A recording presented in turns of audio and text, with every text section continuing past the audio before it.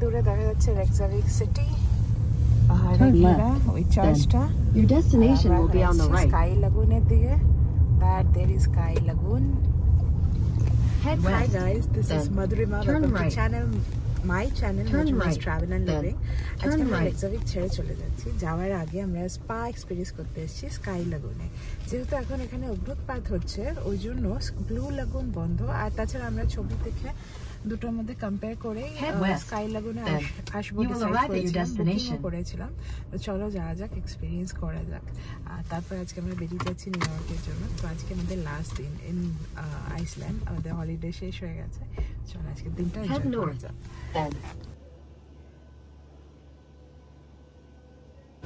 তো এই হচ্ছে স্কাই লাগুনের এন্ট্রি।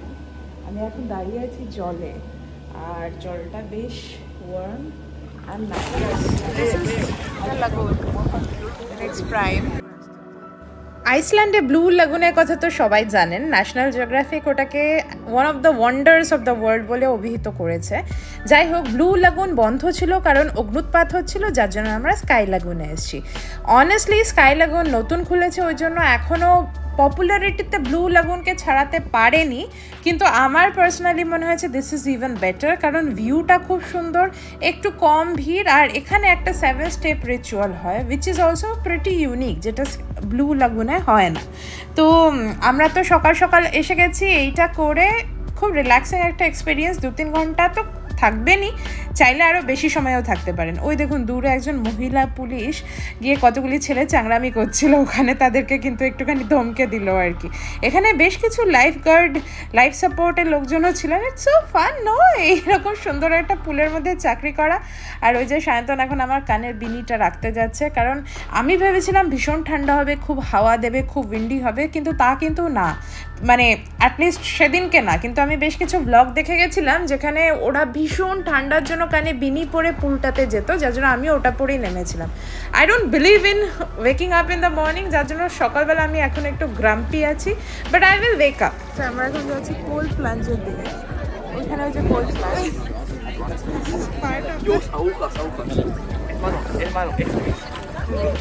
শান্তনকে বসে আছে।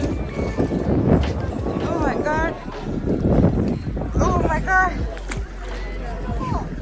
7 স্টেপ রিচুয়াল পুরোটা তো আমি ব্লগ করতে পারিনি, অ্যালাউড না, কিন্তু তার প্রথম স্টেপটা ছিল ওই গরম জলের পুল থেকে বেরিয়ে ঠান্ডা জলে একটা কোল্ড প্লাঞ্জ নেওয়া, তারপরে একটা হট টাব বা সনাতে এসে বসা। এইটা খুব সুন্দর এক্সপিরিয়েন্স ছিল। তারপর আপনাকে স্ক্রাবিং করাবে, শাওয়ার করাবে, it's very nice. 7 step ritual করে এলাম, আর now this feels even better. 7 steps ritual করার পরে অ্যাকচুয়ালি জায়গাটা বেশি ভালো লাগছে। তার আগে আই ওয়াজ থিঙ্কিং যে $235 দিলাম ভিজিটিভ অ্যামাউন্ট। আপনারা 7 স্টেপ রিচুয়াল না করেও you can book the sauna, and সেক্ষেত্রে প্রাইস একটু কম, I think $117 for couple, for 2 people. দুজনে কথা বলছি। সো ভেতরে যেটা হলো, একটা সনা সেকশন হলো, কোল্ড স্প্রে হলো, স্ক্রাবিং হলো, স্টিমিং হলো, শাওয়ার হলো, and then you are back in the lagoon again. এখানে দেখতে পাচ্ছি একজন লাইফ গার্ডও জলে নেমে গেছে। It's like a communal pool, যেহেতু রেকজাভিকে সুইমিং জলেরও একটু অসুবিধা। আর এখানে না সব কিছু সাস্টেনেবল ওয়েতে করার চেষ্টা করে, মানে অনেক জায়গায় যেমন পেপার টাওয়েল দেয় না, এমনি কাপড়ের টাওয়েল দেয়, they try to save the environment. তো ওই জন্য সুইমিং পুলে তো প্রচুর জলে ওয়েস্ট হয়, ওই জন্য একটা কমিউনাল পুল করে দিয়েছে, and they have charged high price for that, যে যদি করতে হয় তাহলে pay the premium if you want this kind of luxurious experience. This is another part of the lagoon, যেখানে তোমাদের ওই বার এরিয়াটা আছে।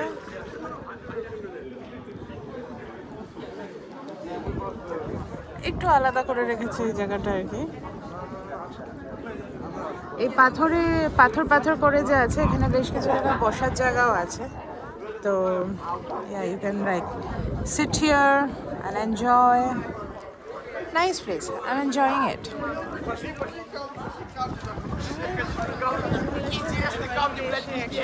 Enjoy করছে whole communal like hammam kind of bathing style. বেশ ভালো লাগছে এটা। অনেকে সোলো ট্রাভেল করছে, সোলো ট্রাভেল করছে। লাইফ গার্ড আবার ফেরত আসছেন, আই ডোন্ট নো ওয়াই।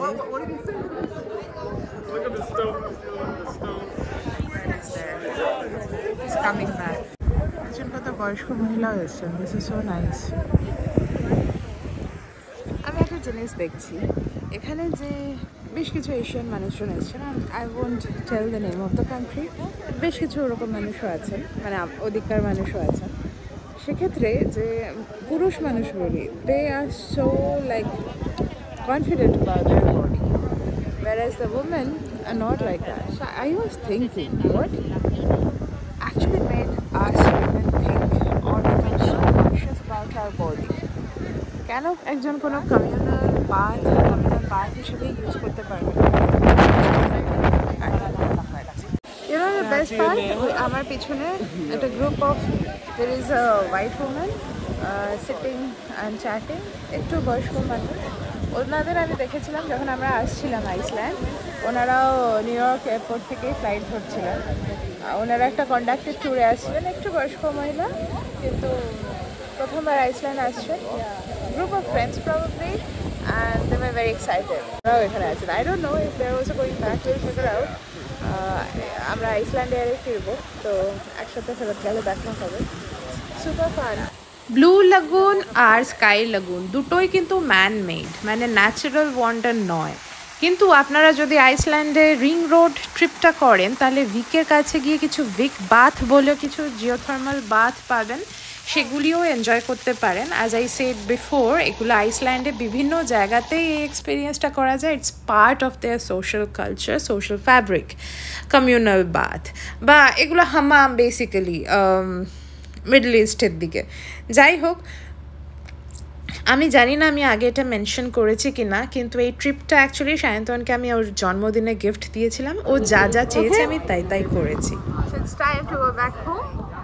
এখানে আমরা মোটামুটি 2 ঘন্টা ছিলাম, ইজিলি আরও 2 ঘন্টা কাটানো যেত, 3-4 ঘন্টায় আরামসে কাটানো যেত। খুব সুন্দর লাগছে সেকেন্ড টাইমে, প্লাস এখন একটু রোদে উঠেছে, আলোটাও সুন্দর, তো ওই জন্যও ভালো লাগছে।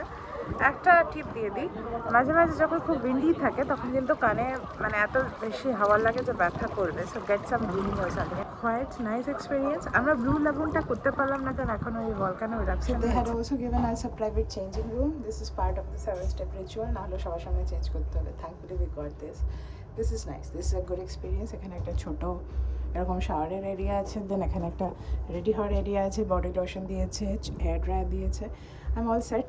আমি এখানে প্লাস্টিকও আছে, so I just carried my swimsuit here and now let's go out. So all done. আমরা এখন খেতে এসেছি। এদের একটা ক্যাফে আছে, usual overpriced cafes, but I wanted some hot food before we board the flight. So taken some coffee আর আমি নিয়েছি sandwich. চলো খাওয়া দাওয়া। ব্যাস হয়ে এলো, it is almost time to say good bye to Iceland. উফ, আমার বুকটা ফেটে যাচ্ছে, এত সুন্দর একটা এক্সপিরিয়েন্স ছিল, এত সুন্দর একটা ট্রিপ ছিল। এটা সায়ন্তনের জন্মদিনে ওকে আমি বার্থডেতে গিফট দিয়েছিলাম। ও আমাকে আমি যা চাই মোটামুটি তাই দেয়, তো আমার অনেক দিনের ইচ্ছে ছিল যে ওকে আমি একটা স্পেশাল কিছু করবো। অ্যান্ড দিস আইসল্যান্ড ট্রিপ আমরা যে জন্য কত বছর ধরে অপেক্ষা করেছি। যাই হোক, ফেরত চলে এসেছি এখন ব্লু কার রেন্টালে। এয়ারপোর্ট কিন্তু রেকজাভিক সিটি থেকে বেশ দূর। দাঁড়িয়ে আছে ওখানে আরেকটা প্লেন, এগুলো সস্তার ফ্লাইট যেগুলো নিউ ইয়র্ক থেকে ছাড়ে বা ইভেন ইস্ট কোস্টের বিভিন্ন এয়ারপোর্ট থেকে ওগুলো ছাড়ে, খুব সস্তায় ওরা ইউরোপ নিয়ে আসে। দ্য পয়েন্ট ইজ ইউরোপ পৌঁছে যাও, তারপর খরচা করো, অ্যান্ড দ্যাটস দ্য এয়ারপোর্ট। এখান থেকে এভরি 15 মিনিটস একটা বাস যায়, জাস্ট 1 মিনিটের ব্যাপার, যেহেতু আমাদের মাল আছে, দাঁড়িয়ে আছি, মাইট জাস্ট ওয়াক। অনেকে হেঁটে হেঁটে যাচ্ছে ওদিক দিয়ে। অ্যান্ড আরেকটা যেটা করা যেত সেটা হচ্ছে সায়ন্তন এসে আমাকে ওখানে নামিয়ে দিতে পারতো লাগেজ নিয়ে, তারপর ও এসে এখানে কার রেন্টালে ড্রপ অফ করে ফেরত যেত। Drop off was so smooth, আমরা জাস্ট চাবি দিলাম, ওরা লুক আপ করলো উইথ দ্য নাম্বারস, আমরা জাস্ট স্নোতে স্টাক হয়েছিলাম, তার জন্য আলাদা করে কিছু পে করতে হয়নি। Of course we are paying for insurance, I think we paid for like €7 everyday, তো নাকি $7 এভরিডে। এখন আমরা চকলেট কিনছি আমাদের অফিসের জন্য। I like this one, handmade artisan chocolate. এটার দাম কত? অনেক দাম, 750 INR মতো দাম $10, which is fine. $10 is okay, na? $10 এটা. This is just too good. Icelandic rugbrod, 64 degree. Considering buying this, it's just too good. I ended up buying all this, everything Icelandic, or at least try to make things Icelandic. Eta আমার খুব favorite একটা perfume যেটা নিলাম. This is for my office. This is for myself. And my mother is also coming. She can also use it. Eta office, eta Shantanu's office.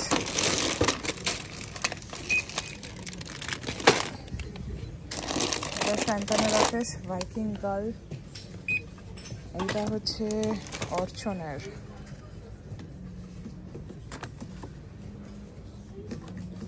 এটা চিরশ্রীর. এটা আমার অফিসে, এটাও আমার অফিসে.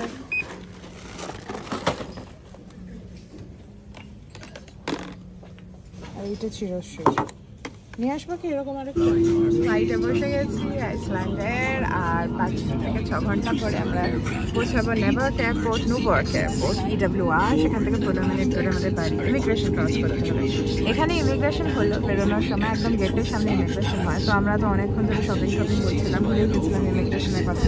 লাস্ট মোমেন্ট ইমিগ্রেশনের জায়গায় গিয়ে দাঁড়িয়েছি. তো এই করে আমাদের আর খাওয়া হলো না. জাস্ট ফাইন, 5 ঘন্টা পরে পৌঁছাবো, ওখানে গিয়ে খাবো.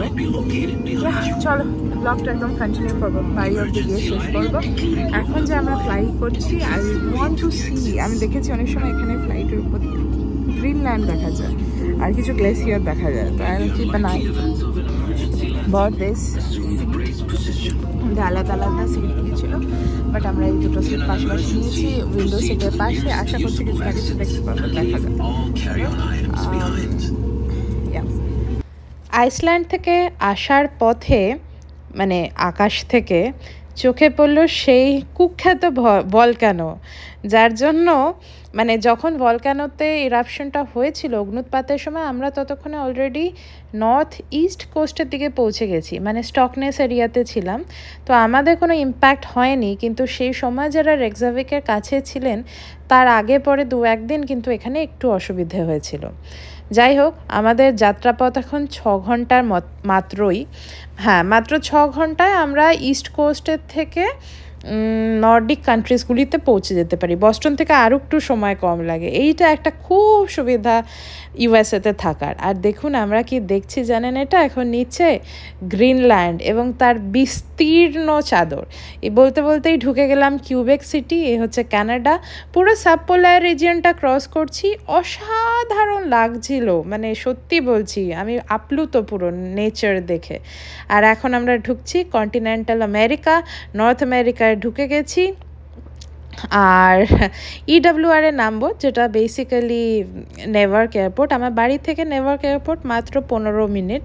আর দেখুন টাচ ডাউন করে গেছি, দূরে দেখাও যাচ্ছে নিউ ইয়র্ক স্কাইলাইন. আইসল্যান্ডের মতো সুন্দর জায়গা থেকে ফিরতে তো মন খারাপ হয় 100%, কিন্তু যতই যাই হোক না কেন নিউ ইয়র্ক ফিরতে খুব ভালো লাগে. নিউ ইয়র্ক সিটিটা আমার এত ভালো লাগে কি বলবো. পৌঁছে গেলাম কিছুক্ষণের মধ্যে বাড়ি পৌঁছতে 8টা বাজলো. পরের দিন থেকে অফিস, আবার রেগুলার মানে দৈনন্দিন জীবনযাপন শুরু করা. কোনো একদিন বানালাম ইলিশ মাছ, তখন তো এখানে স্প্রিং সিজন চলছিল. ওই টিউলিপ গার্ডেন দেখতে গেছিলাম বন্ধুদের সাথে, আবার ব্রাঞ্চ ডেটস, এই তো দেখতে দেখতে হয়ে গেল আরেকটা আইসল্যান্ড সিরিজ শেষ.